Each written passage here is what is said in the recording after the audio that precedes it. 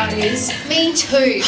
I just had a 45-minute conversation with creepy George from sales. Oh. Tell me all about his 500 cats and then showing me his tinea foot. Ew. Yeah. Disgusting. Anyways, I am getting out of here early tonight because I've got a church thing that I would much prefer to be at than this. Oh yeah, church. You should come. Oh yeah, why are we wearing these dumb hats anyway? Yeah. You should come along. Yeah, you know, I'm not really into God and all that. I mean, I know I'm not perfect, but I'm a pretty good person. That's kind of what I used to think. But, you know, even those small, tiny sins, man, they are enough to contaminate your entire life. Look, they'll end up separating you from God and really hurting you. Look, a little incident of sin or contamination, as you like to call it, is worth it. I mean, it's not that bad. It's not like I'm hurting anyone else. That's what I'm trying to tell you. Like, they seem small and insignificant, but they're not. They are destructive. And, man, they will stop you from going to heaven. Doesn't that bother you? Look, in life, everyone knows you get the good with the bad. Well, in this case, the bad with the good. But as a good person, I don't have to worry about those silly little sins that I do. Yeah, but I don't know. Like, those silly little sins, they might bring a short-term pleasure, but they are not worth it. Trust me, Sally, I've been there. Man, and it was the worst. Like, I used to think, probably like you, I felt like a pretty good person. I hadn't murdered anyone. But the Bible says, in God's eyes, none of us are righteous. And that our good doesn't outweigh our bad. So, ultimately, those sins are contaminating your life. Alright, look, you live the way you want to live, I'll live the way I want to live, okay? That's the way I see best. Yeah. Anyway, I'm going to grab some chips. I might sit down for a bit. Ooh. Hey.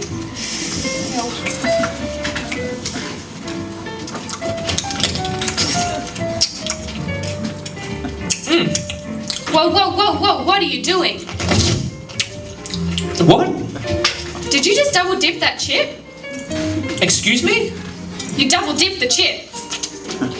Double dip? What are you talking about? You dipped the chip, you took a bite, and you dipped again.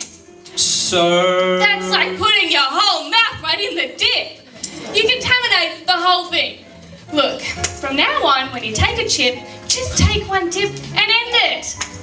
Look, I'm sorry, Sally, but I don't dip that way. A little bit of contamination's prob's worth it anyway. Everyone knows you get the good with the bad. Well, in this case, the bad with the good. Really, huh? Look, Sally, you dip the way you want to dip, and I'll dip the way I want to dip. Give me that chip. You can't dip it in that disgusting. Oh, Sally, contain yourself.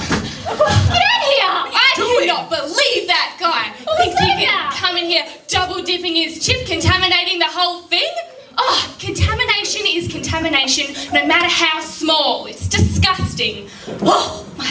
Okay. So you agree. Contamination, even if it's small, it's still bad. Of course it is. It's disgusting. Okay, so let me get this straight. You are concerned about some bozo double dipping his chip and contaminating the dip. Yes. Yet you're not concerned about the sin that's contaminating your life and sending you to hell? Well, that's Well, it sounds like... okay, I get it. And I hate to admit it, but you're right.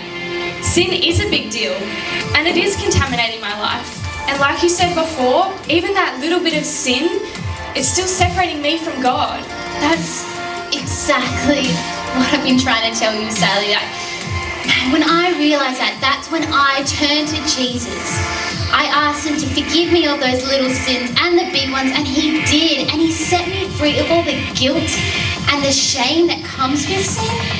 Man, now I'm set free. It's the best feeling, and that's what you can have too. You know what, maybe I will come to church with you. That is a good idea. But I feel like we should sneak off now because Creepy George is coming and I think he has photos of his cat. Let's go. Yeah, quick. Yeah, one more time.